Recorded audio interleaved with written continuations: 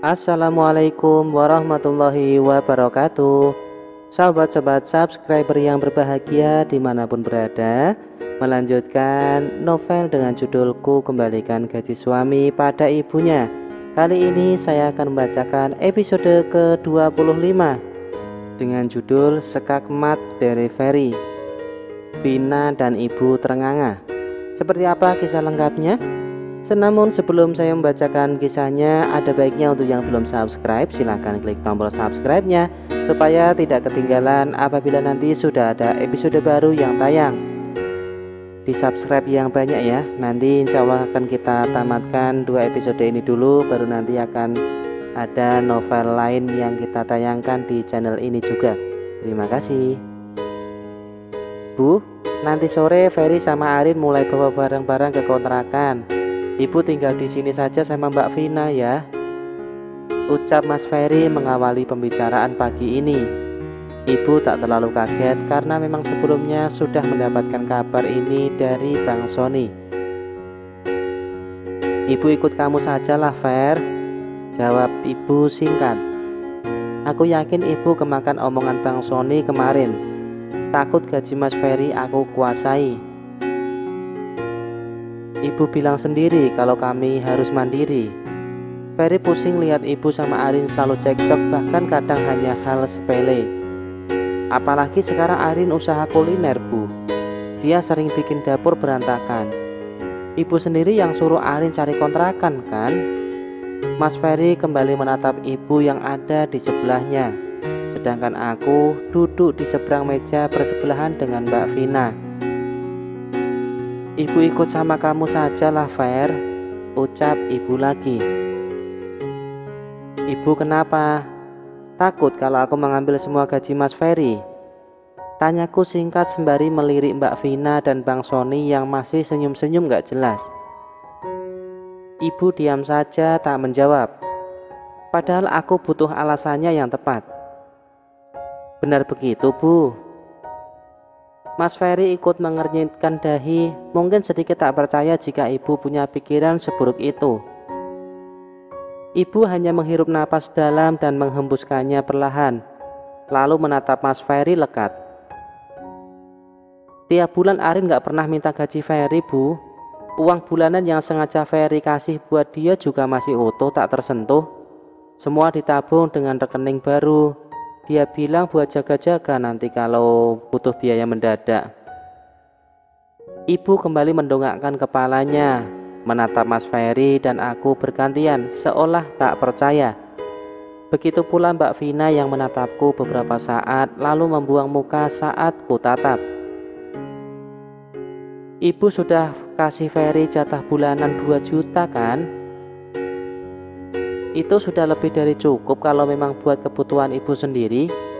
Tapi kalau buat 5 orang ya kurang, sindir Mas Ferry tiba-tiba, membuat kedua mata Mbak Vina dan Bang Sony melotot ke arahnya. Maksud kamu apa Fer? Tanya Bang Sony tiba-tiba. Mas Ferry hanya angkat bahu. Gak apa-apa mas, benar kan? Uang 2 juta buat ibu sendiri itu sudah lebih dari cukup. Makan sehari paling berapa? Hemat kalau masak sendiri. Apalagi di halaman belakang Arin sudah menanam banyak sayuran. Tinggal beli lauk saja. Cuma kalau 2 juta buat 5 orang ya kurang, balas Mas Ferry lagi, membuat Mbak Vina ikut mencibir kesal. Kalau sudah pindah, jatah uang buat dapur yang 1 juta itu Ferry tarik ya bu. Kalau memang ibu malas masak, beli matang saja. Keluarga Mbak Vina biar dia urus sendiri. Baru mau pindah saja kamu sudah begitu Fer. Apalagi nanti kalau nggak ada kami, kamu pasti seperti kerbau dicucuk hidungnya, patuh dan manut sama istrimu begitu saja, ucap Mbak Vina ketus. Maksudmu apa sih Mbak? Arin nggak pernah komentar apa-apa soal kalian loh, jawab Mas Ferry lagi. Dia menoleh ke arahku, aku pun hanya angkat bahu. Dulu kamu masih kasih jatah buat 2 ponakan. Beberapa bulan belakangan mulai berkurang, bahkan 2 bulan ini sudah nggak ngasih lagi. Bukannya bulan kemarin Mbak sudah minta jatah bulanannya Arina? Iya, itu pun kalau aku nggak bilang utang juga nggak dikasih kan? Tanya Mbak Vina lagi. Memangnya selama ini kamu selalu bayar hutangmu sama Arin atau aku, Mbak? Enggak kan?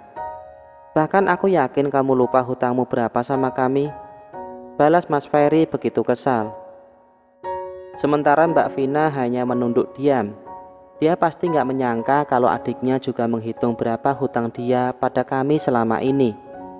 Nggak terhitung karena memang nggak pernah dibayar.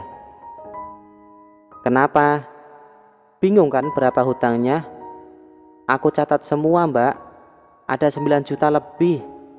Balas Mas Ferry lagi. Mataku membeliak seketika, begitu pula dengan Mbak Vina dan Bang Sony. Mereka pasti nggak menyangka kalau Mas Ferry bisa melakukan ini semua. Sulit dipercaya. Aku saja masih sangat kaget mendengar penjelasan Mas Ferry detik ini.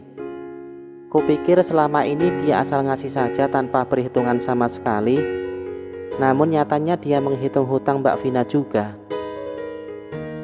Itu hutang ya, Mbak? Aku memang sengaja hitung biar kamu nggak lupa. Karena hutang tanggung jawabnya sampai akhirat. Tapi aku nggak pernah menghitung sudah berapa juta uang yang aku transfer tiap bulan buat Vano dan Vian. Yang pasti puluhan juta. Karena aku kirimkan sejak Vano dalam kandungan. Sementara dia kini sudah hampir 6 tahun. Bayangkan sajalah, itu saja kamu masih sebut aku perhitungan sama keponakan. Keterlaluan kamu, Mbak. Mas Ferry mendengus kesal lalu kembali beristighfar. Sekarang Arin sudah punya penghasilan sendiri. Kalian masih saja memfitnah dia menghabiskan gajiku. Tega. Kalian juga yang mengompori ibu supaya ikut denganku hanya gara-gara itu kan? Sengaja membuat ibu bingung, padahal aku tahu ibu nggak ingin meninggalkan rumah ini. Terlalu banyak kenangan almarhum bapak di sini. Ucap Mas Ferry lagi. Benar-benar membuatku melongo. Mbak Vina dan Bang Sony pun sama kagetnya. Aku heran dari mana dia tahu rencana Mbak Vina dan Bang Sony itu. Padahal kemarin dia nggak mendengarkan obrolan mereka. Aku juga belum memperlihatkan rekaman itu padanya. Mbak Vina dan Bang Sony tampak salah tingkah. Kulihat Mbak Vina melotot tajam ke arahku. Akhir-akhir ini kamu makin berubah ya, Fer. Padahal dulu kamu selalu membela mbakmu dan ibu. Tapi sekarang kamu mulai membela istrimu. Ucap ibu ketus. Dia mulai ikut menimpali obrolan ini, padahal dari tadi hanya dia mendengarkan. Bukan membela, tapi Ferry cuma ngomong apa adanya, Bu. Selama ini Arin selalu diam. Tiap kali cerita soal ibu, pasti ibu marah-marah dan bilang fitnah. Sayangnya Ferry selalu percaya semua yang ibu ucapkan karena memang gak ada bukti. Karena ibu selalu pura-pura baik sama Arin di depan Ferry. Tapi sejak sengaja pulang kerja setengah hari itu, Ferry mulai tahu perlakuan ibu selama ini. Sedih itu pasti, tapi Ferry masih berusaha di tengah. Tak membela Arin sepenuhnya pun tak memihak ibu. Ferry gak ingin disebut anak durhaka. Walau bagaimanapun surga Ferry tetap di kaki ibu. Ferry tetap mengharap ridho dan doa ibu. Tapi maaf kalau Ferry juga harus membela Arina. Kasihan dia kalau selalu difitnah dan dihina. Ucap Mas Ferry begitu panjang membuatku terharu. Aku sampai menitikkan air mata karenanya. Dia memang sudah dipelet sama si Arin, Bu. Capek ngomongnya sampai berbusa juga nggak didengar. Ucap Mbak Vina lagi. Tiba-tiba Vian memanggil mamanya. Mbak Vina pun beranjak dari sofa menuju kamarnya. Sementara Bang Sony masih diam saja dari tadi. Tak ada sepatah kata pun yang dia ucapkan. Hanya sesekali melirik ke arahku. Membuatku tak nyaman. Entah apa yang dipikirkan.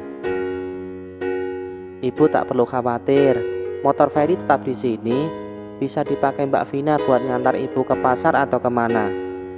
Kalau Mbak Vina nggak bisa antar, bisa naik ojek. Besok Arina mau beli motor second sendiri buat antar-antar pesanan. Ibu menoleh cepat ke arahku sambil mengerutkan alis. Pakai uangku sendiri Bu, bukan uang dari Mas Ferry, balasku lagi. Aku yakin ibu masih curiga aku yang menghabiskan gaji anaknya. Padahal jelas ibu dan Mbak Vina yang menghabiskannya selama ini. Benar Bu, Ferry juga kaget ternyata Arin punya uang sebanyak itu. Ibu doakan kami lancar rezekinya ya, supaya bisa cepat beli rumah, ucap Mas Ferry lagi. Ibu hanya menganggukkan kepala tanpa menjawab sepatah kata. Bang Sony pamit kembali ke kamar setelah Mas Ferry pamit berangkat kerja. Ku antar Mas Ferry sampai mobilnya menghilang di ujung jalan. Nanti sore dia akan membantuku mengantar koper dan barang-barang ke kontrakan. Hari ini aku cukup memasukkan semua perkakas ke dalam koper atau kardus-kardus agar lebih mudah diangkut. Senang kamu ya Rin, sudah berhasil menguasai Ferry sepenuhnya, ucap Mbak Vina tiba-tiba saat aku baru saja membuka pintu kamar. Dia melipat tangannya ke dada sembari menatapku lekat. Ibu pun mendekat. Sepertinya mereka berdua akan mengeroyokku. Astagfirullah, hanya bisa beristighfar berulang kali. Kupikir perdebatan tadi kelar setelah Mas Ferry pamit kerja. Namun ternyata mereka masih mengancam, bahkan begitu dendam karena perubahan Mas Ferry. Sementara ini aku pegang janji Murin, tak akan menguasai gaji Ferry, membiarkan dia tetap memberi ibu jatah bulanan, tapi awas saja kalau kamu ngelunjak. Ibu tak akan tinggal diam. Bentak ibu padaku lalu pergi begitu saja.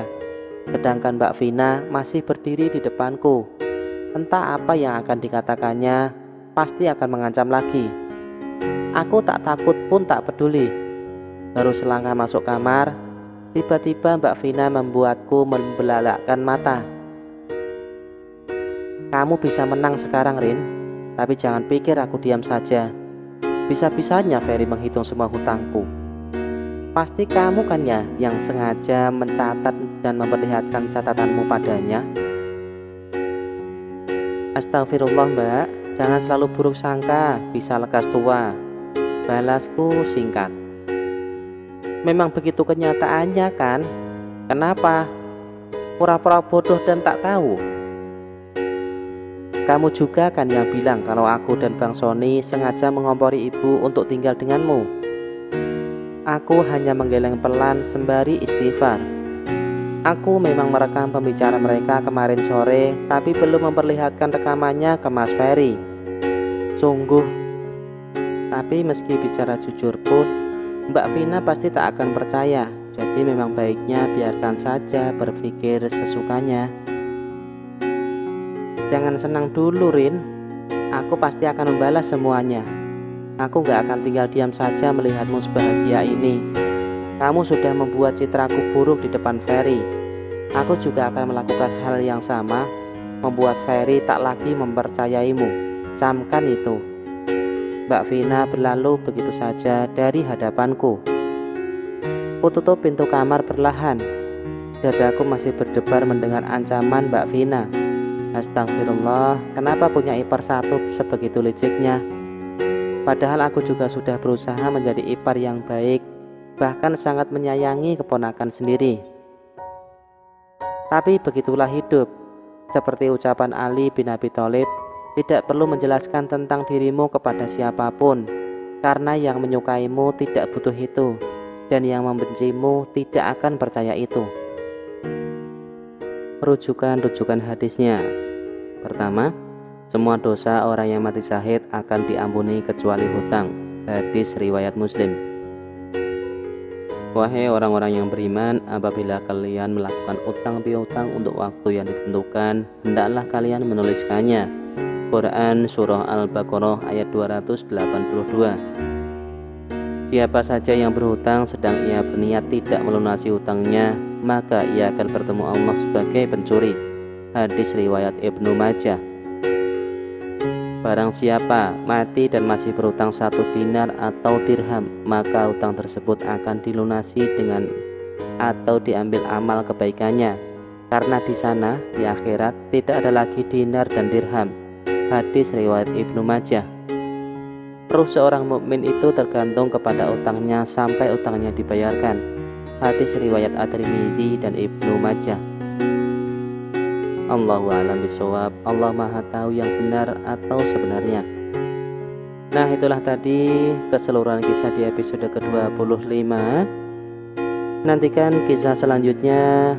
Jangan lupa komen, like, dan subscribe serta bagikan cerita ini ke teman-teman kalian. Terima kasih untuk yang sudah menyaksikan. Wassalamualaikum warahmatullahi wabarakatuh.